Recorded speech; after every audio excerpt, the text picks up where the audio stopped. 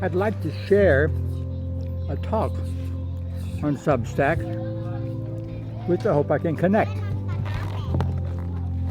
with others of similar persuasion or of similar interest. And today my talk is about the occult. Don't touch my camera. No. The occult is it's of lingering interest. 19th century was big. 12th, 13th century was big. The Middle Ages, witch trials and so on. Witchcraft. Does witchcraft exist? Well, they used to burn women for being witches. Maybe because they wanted their land. Hey, what are you doing? The tradition in the West has been suppressed and belittled and pretty much ignored. I mean, Shakespeare has witches. In modern times, the Western tradition has had little success.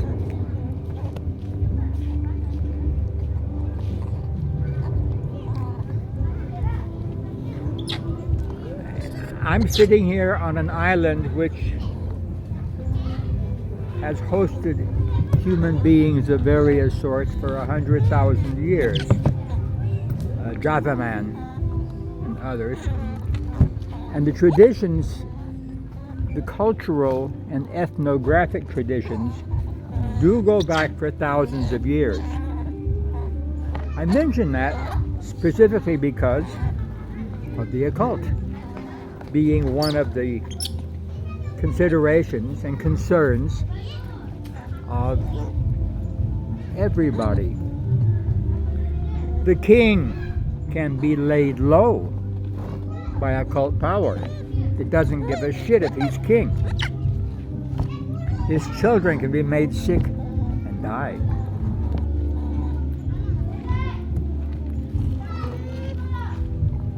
By the same token, the king can enlist the help of his dukun, his sorcerers, to cause trouble for somebody else.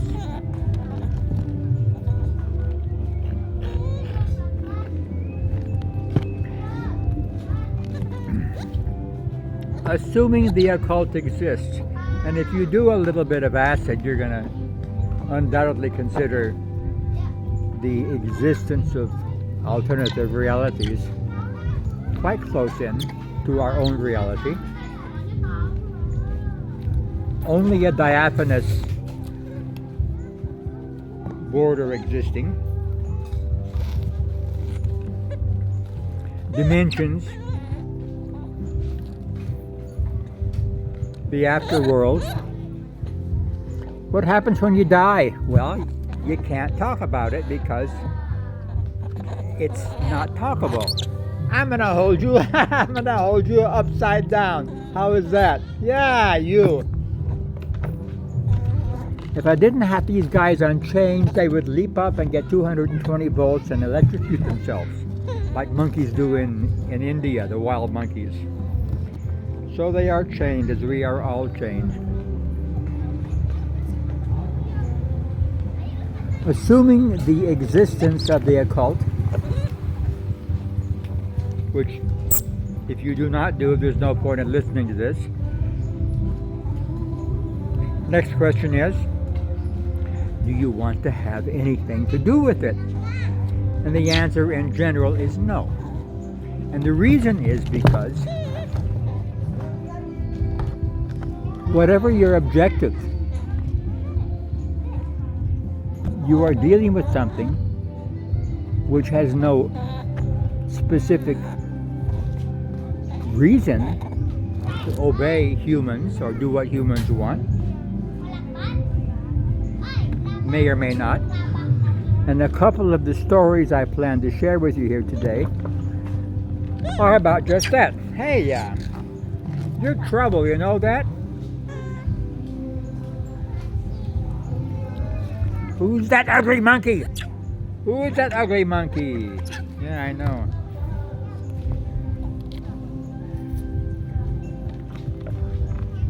The Sorcerer's Apprentice, where he's told to clean up the joint, and he thinks about ways to shortcut that by investing the brooms with magical power where they will sweep by themselves.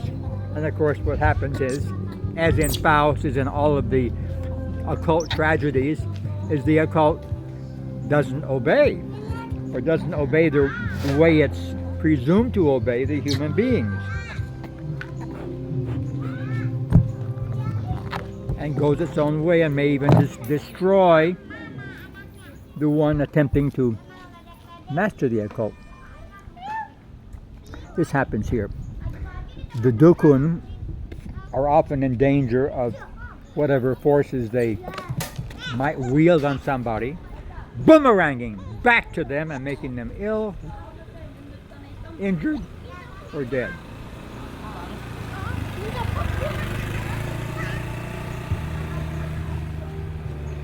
No matter how good you are, no matter how much of the occult practice you think you've mastered, you just can't tell with these guys. You just can't tell, because they're going to obey you 4 times, and the 5th time they're going to bite you in the ass for reasons unknown. And this is the number 1 reason to avoid any temptation to dabble in the occult or attempt to master the occult.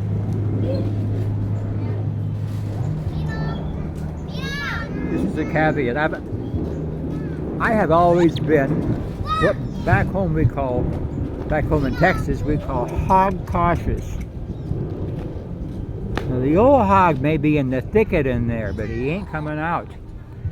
Or he may come out and aim straight between you and the dogs, or he may use his tusk and castrate you or kill a dog. Kill a monkey. Monkey be killed. I wish you had a little friend to play with. I haven't got any money to buy him more monkeys, because he needs to have a monkey friend, girlfriend, boyfriend to wrestle with.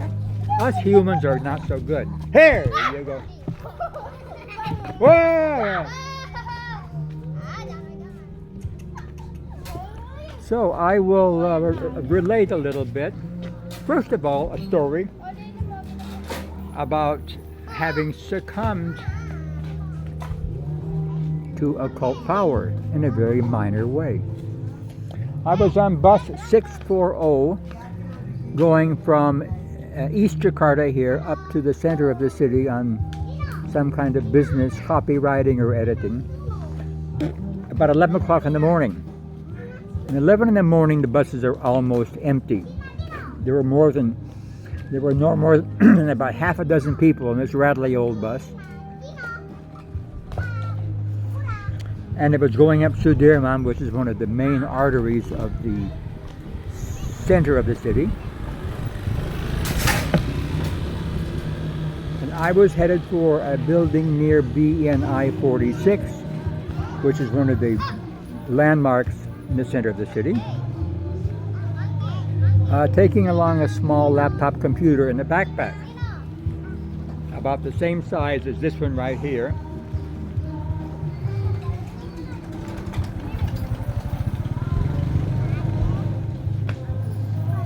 And we came close to my stop, and I signaled to the driver to stop at this halta. It's one of those Dutch words. It's one of those Dutch words that sticks around in Indonesian is halta. He didn't stop. He kept on going. Now, the circumstances were so normal and quiet, and there was nobody there, that I was not on my guard. Hey, get down from there! What? Get down. I had to climb the tree this morning to get him out of the tree.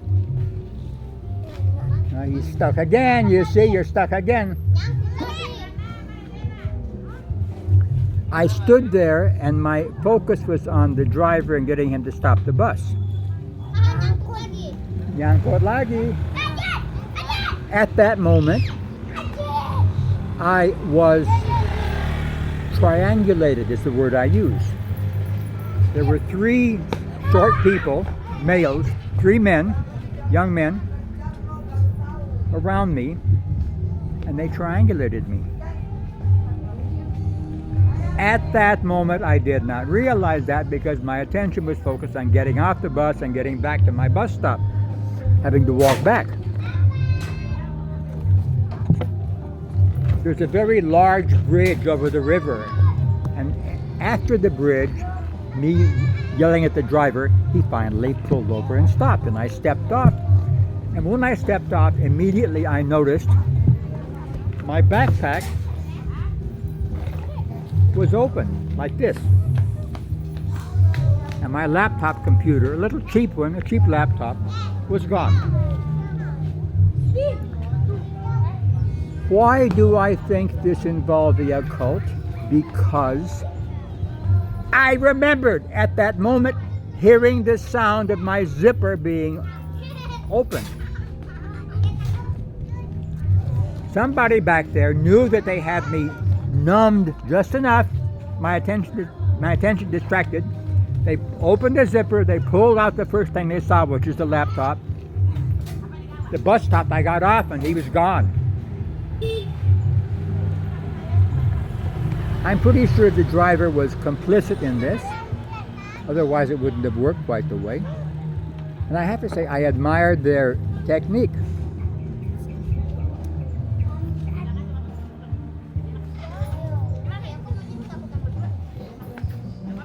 Didn't cause me any great agony. Had to get a new laptop, and my wireless mouse was useless without a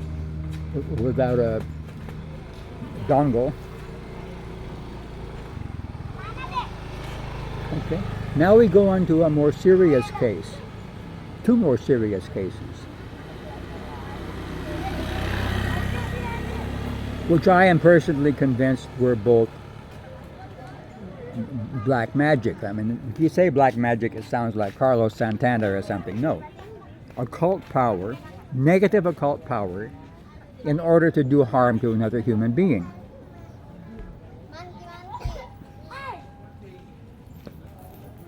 I worked with Japanese companies because I speak Japanese and I did their copywriting in English. Annual reports have to be in two languages here, Indonesian and English. And so I had a good business for a number of years writing the English section of their annual reports. I worked together with a Japanese woman. I was in my late 40s, I guess, and she was about 41, 42. Very handsome woman, lovely, lovely personality. She had gotten together with this Indonesian guy in Japan who was extremely brilliant and childish. And this is unfortunately very common. The man-baby phenomenon here is extremely common. And I attribute this mostly to parents coddling their boys. The girl has to start working when she's 10 or 11 or 12 with her mother, and so girls have responsibility. And the boys are spoiled until they're 20, 30, 40, 50, and they never grow up. I could name you some of the richest people in this country who are, the women are serious, they have companies, they make a lot of money, and the men are very childish. And then I begin to think, I thought this was Indonesian, and then I begin to remember that this happens a lot in North America. It happened in Europe. Japan, not so much. In Japan, the boys are not necessarily coddled the same way. And the Chinese certainly don't. The Chinese are boring people, strict, programmed, predictable. Conversation tends to be kind of stale and obvious. It's either money, family, or food. business. But the Indonesians, like many peoples, they spoil the males. They spoil the male children, and so the child has a hard time growing up and becoming, the knocks of becoming an adult. The military training here was extremely harsh, and for good reason, because you have to turn a man baby into a man, into a killer, basically. So I go back to this woman. I think I shouldn't say her name. Let's call her Mayumi. How's that? Mayumi had met this guy in Japan and got together and married him in Japan and come back to Indonesia and masuk Islam. She's become a Muslim. And they had 3 boys who are now grown up and working, very serious kids. She discovered he was selfish, childish, violent, and not a good husband.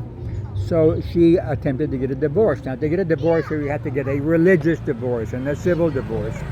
And this was, to the man, considered insulting. That she should be presumptuous enough to want to leave him and not just suffer in silence. So, she left him. And she had to move from house to house over the years in order not to be near the guy, because she didn't want to have anything to do with him. And we worked for a textile company. At that point, the Koreans and the Chinese had not undercut the Japanese companies, and they're all gone by now. The Japanese are all gone. They're only here for in extremely high-tech or very specific kind of industries where they still have power.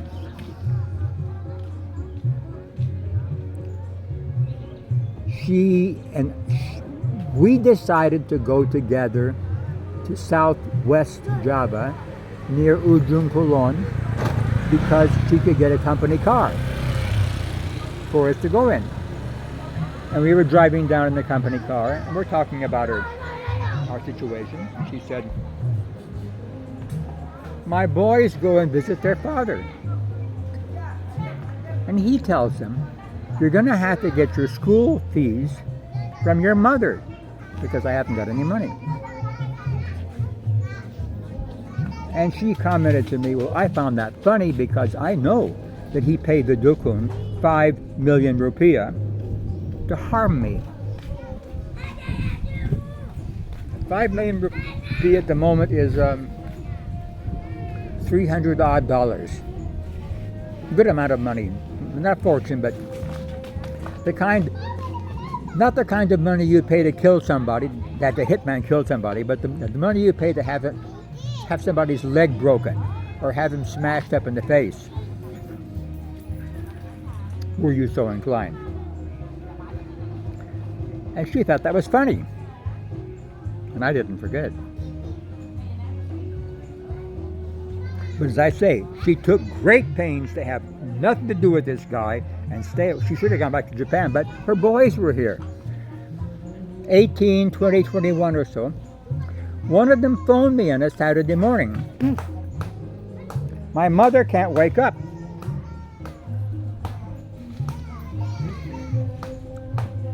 Well, they were at the hospital. She went into a good hospital, 5-star hospital, into the ICU, and they determined she had had a stroke. Serious stroke. She was, as I say, thin, good health, not overstressed, ebullient, a fun lady. 40, 41, 42 or so. So immediately I began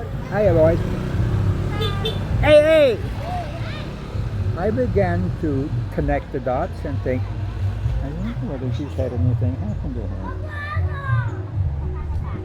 She was in a coma for a month and then died in the hospital. Luckily, the Japanese company paid for her hospitalization.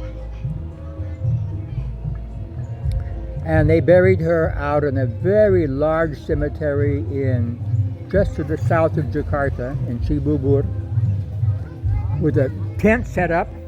And a few of her friends had come down from Japan for the funeral. And they asked me, they said, well, what is it? She's never been ill. This is all very sudden. You think she was poisoned? I said, no. What happened? Oh yes, the husband and his sisters had gone to the hospital during this month she was in a coma. And the nurses were all, oh, Swami Datang, how kind, how sweet is the husband. I think he just wanted to check up on her and see that she was safely attacked, injured, whatever. So at the funeral, I had my 35mm camera and I began to snap pictures of the Muslim prayers and the various things going on. And after this, I went to see Ibu Broto. There was a paranormal who lives near me, whose name is Ibu Broto. I should actually run some footage of her, but I'd have to make subtitles because she doesn't speak any foreign language. She's a little Muslim woman in a jilbab. Her size is like that of about a 14-year-old, but she's 50 by now. And I went to visit her. And you go to see Ibu Broto, who everybody knows, and she is a helpful paranormal. She will give you advice about your health and your love life and your job prospects and so on. And what I had done was I had made some 8x10 prints from the photographs in the cemetery. Hello, yeah. And I put those prints inside of a yellow manila envelope with nothing on the outside. I sealed it. And you had to sit and listen to her talk for like 20 minutes first. Me and this Saudi man and then the businessman and so on and so on. And finally, when she's exhausted, she'll say, now what do you want? I pushed these pictures toward her. She goes back and says, Guna Guna. Guna Guna. Okay. You could always say that she was putting on an act. But if so, it was a very good act. There was something in the vibration off that photograph that she did not like. It did not feel good. Now, at this point, my quandary was, tell the boys or not. And the first response was, no, Byron, it's none of your business. Not to mention the fact that it involves me more with the surviving family than I want to be involved. I've never met the father, by the way. I think he's a translator or an interpreter. Apparently rather successful, but as I say, immature. I see a beautiful cat with white legs. She's not interested.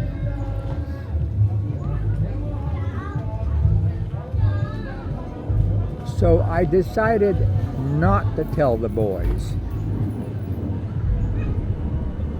Actually, there was just one who came to see me rather frequently and visit me. He was working on an anti-smoking campaign, an NGO. And good fucking luck here.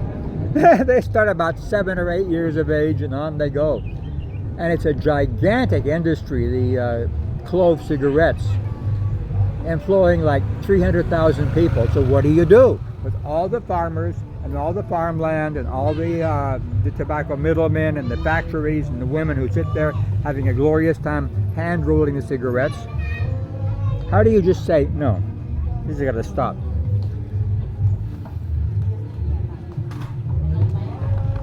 So that was that for, what did I call her? Mayumi. And this was she was in Mitra Keluarga Hospital, I can say that, which is a really, really nice hospital. I'd call it 4-star. The thing with Indonesian medicine is it's kind of a Russian roulette. Even with a personal recommendation, you don't know what you're getting. They have excellent doctors here. They have excellent doctors in the very cheap hospitals, or middle-class hospitals, and they have scary doctors in the very expensive hospitals, and I've had both. I had a intestinal problem. I was not able to have proper movements. I was getting kind of watery BMs for a long time, although I eat very well. And went to the doctor, and he was very happy to talk about his classic car collection, because I was a foreigner, I like cars, and on and on and on. And you know, we're not talking about my condition, which I've come to see him for. So he's going to drive a camera up my ass and have a look inside. Nothing, you're fine. I'm not fine. From there I went to a much cheaper hospital. The doctor said, why don't we put you on sulfa drugs? Well, sulfa drugs are from 1938. They're not rocket science. And within 3 days I was back to normal. This is just to give you an idea of how chancy Indonesian medicine is. I'd like to write a book, but I would have to sit down with a lot of foreigners drinking, which I don't drink anymore, and listen to all the stories.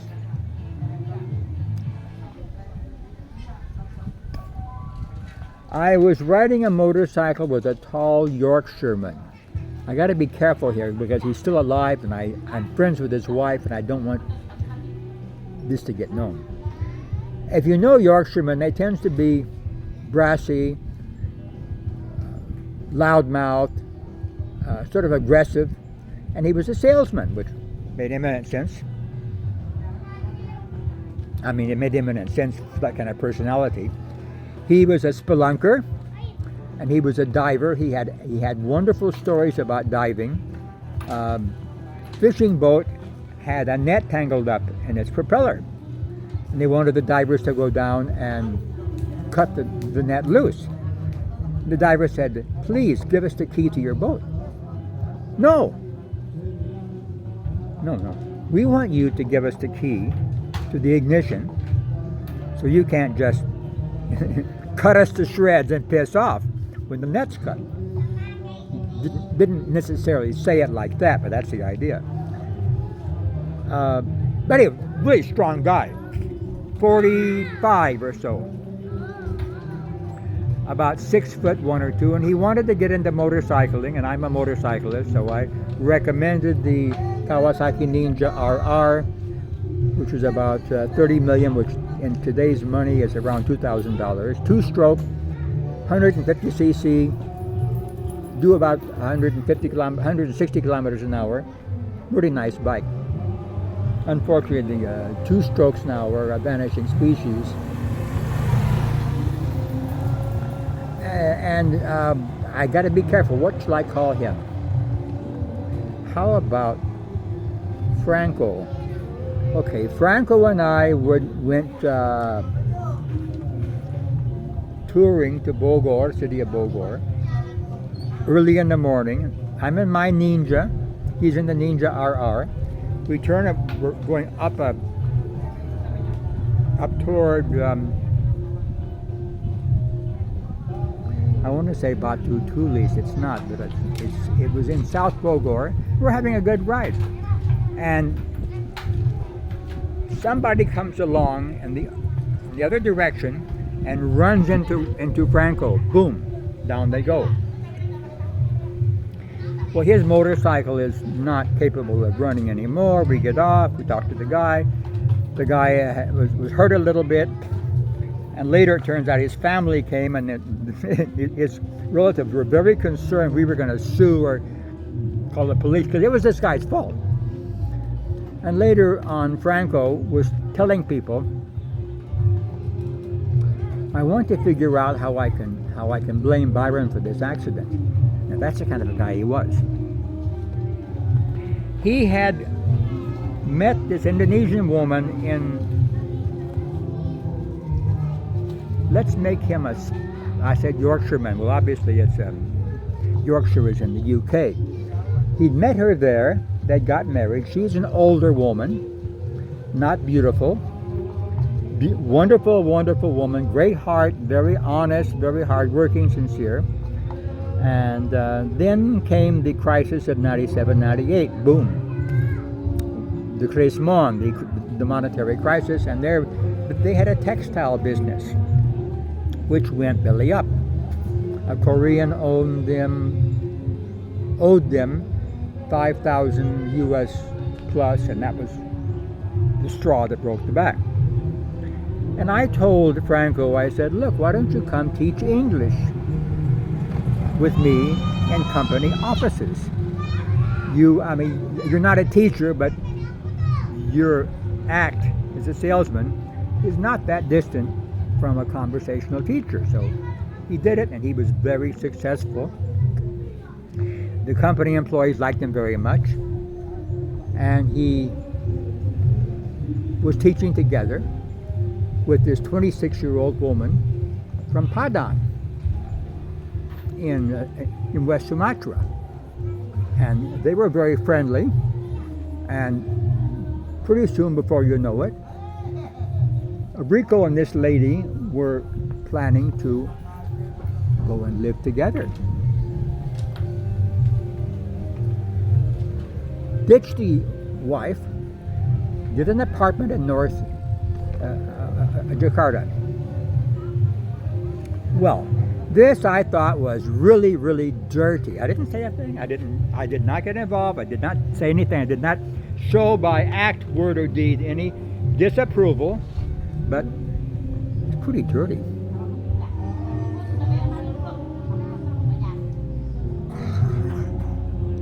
Because she had brought him to Indonesia. She got the visa, she got the guarantee, she started the business, she was doing everything for him. And he was just going to piss off and leave her behind because he had a young cutie. Okay. I think it was also a Saturday. Another phone call. Mr. Byron, oh, how you doing there? Franco's in the hospital with a stroke. He's in Mitra Keluarga. Oh, wow! It's happened again. It was a different branch of Mitra Keluarga, but it was the same hospital. Now, as I say, the same with this first woman. He was, he wasn't the sort of guy to get us. He was a smoker, okay? He was a smoker, but apart from that, he lived a very active, healthy, aggressive life in his 40s. So I go to the hospital, and I go to the room, and she's standing by the bed. And she's maybe she's like,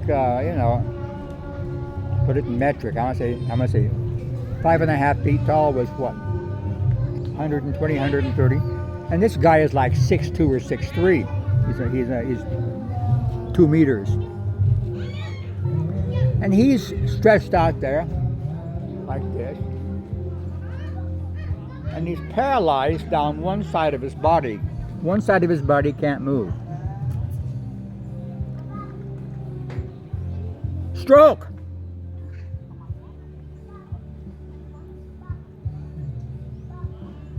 So I'm looking at him, I'm looking at her, I'm looking at him again. No, it does not compute.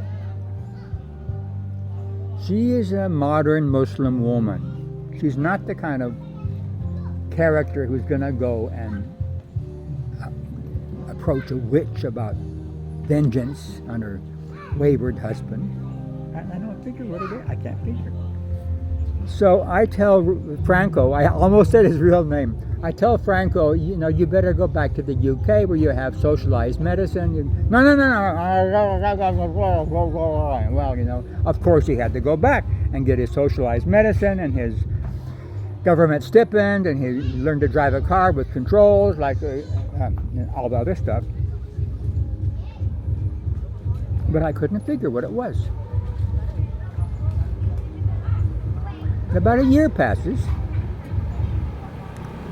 and I get a phone call from, I forget what name I assigned to the wife. Okay, let's say from Franco's wife. I got a phone call. Why don't you come by for dinner with me and my son? She had been married to a Korean before, and she had a grown son who was a really nice kid, very smart computer nerd. Oh, fine, thank you. I said, but I don't eat meat. No problem. So went to the house, sat down, had drinks, talking.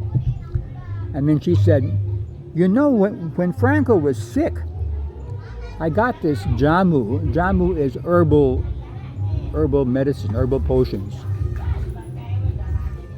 from a Chinese woman who drives a Mercedes, a brand new Mercedes, and it cost me,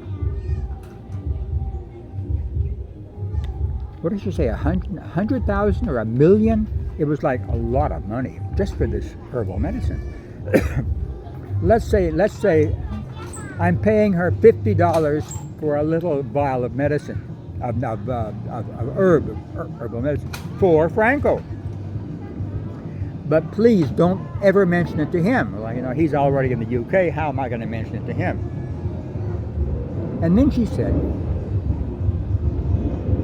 this herbal concoction came from Kalimantan, which you will know as Borneo. The majority of Borneo is Indonesia, plus Brunei and Malaysia. They have a small piece. From a Dayak. Now the Dayak are some of the original people, the native peoples of Borneo, who have a very strong culture, resilient, and they have maintained their cultural heritage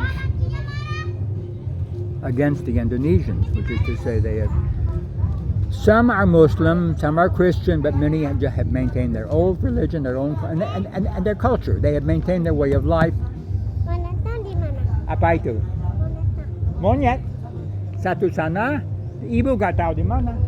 Mana ibunya? Lagi bikin Hah? video ya? Hah? Lagi bikin video ya? Lagi bikin video ya? Yeah.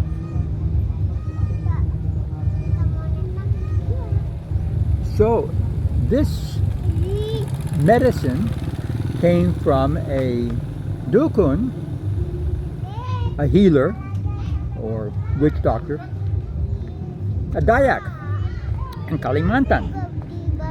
And he asked me what this was all about. The woman told the wife. And she told him that this British man had had a stroke, half his body's paralyzed. He takes a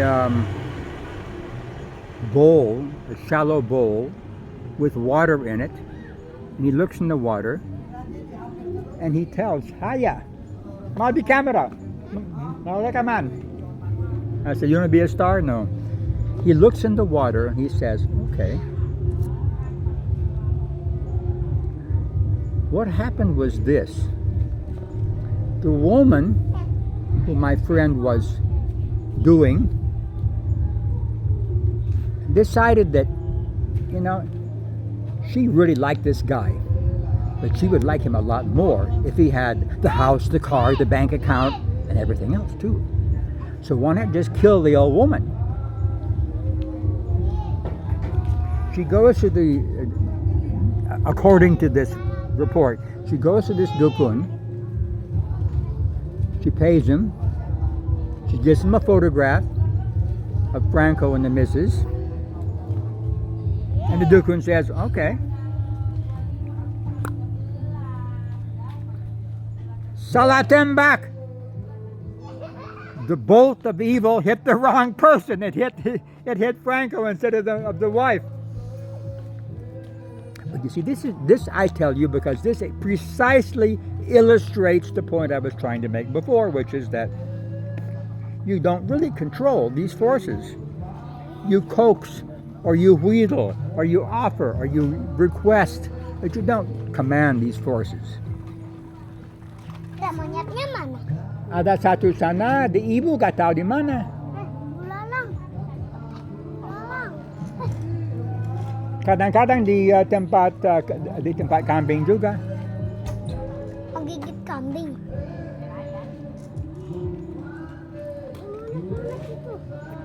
He goes back to the UK. The West Sumatran woman disappears. She, having blundered, oh no, she didn't. It was the sorcerer who blundered. But I thought those two stories were quite good because they were both parallel examples of what can happen with the occult power. Mana sih? It works and it doesn't work. Oh. Yang ada buntutnya. And if you read Don Juan Matus, Carlos Castaneda, you get the sense of what this is all about, of how human beings are really kind of pitiful characters who are monkeying around. Where are my monkeys? With these high forces. And me, I just leave them alone. Okay, hey, lady, here we go, girls. Come here. Sini dong. Sini. They're too afraid to be on camera with me. Mana, Nona. I hope you've enjoyed it. And if you've enjoyed it and learned something about the occult, you can cough up $5 or 50 or 50 cents or whatever. Because that's how it works, isn't it?